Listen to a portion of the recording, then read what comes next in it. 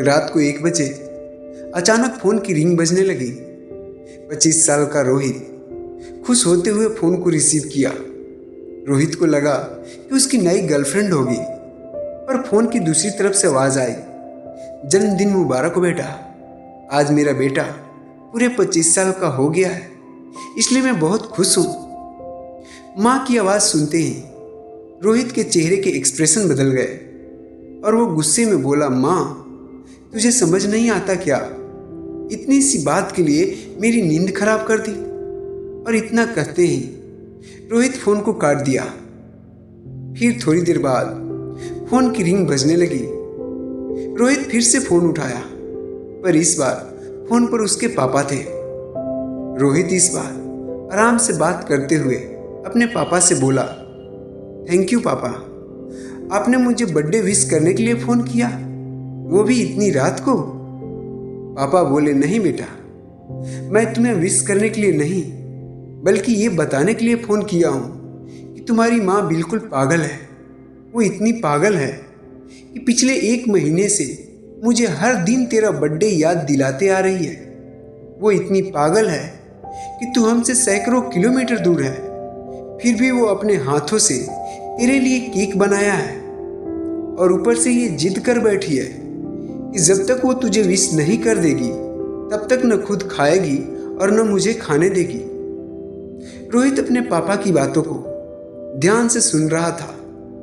फिर उसके पापा बोले, बेटा तू अपने माँ के पागलपन को नहीं जानता।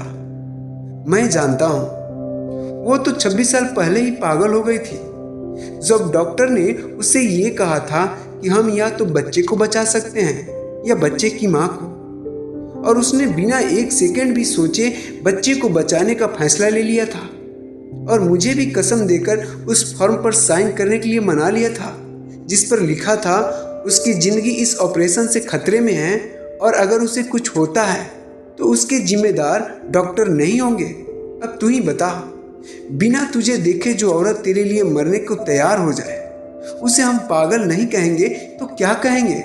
इतना कहकर पापा फ़ोन काट दिए। अब रोहित को ये महसूस हो चुका था कि वो जो कर रहा था वो उसकी भूल थी, उसकी सबसे बड़ी गुनाह थी।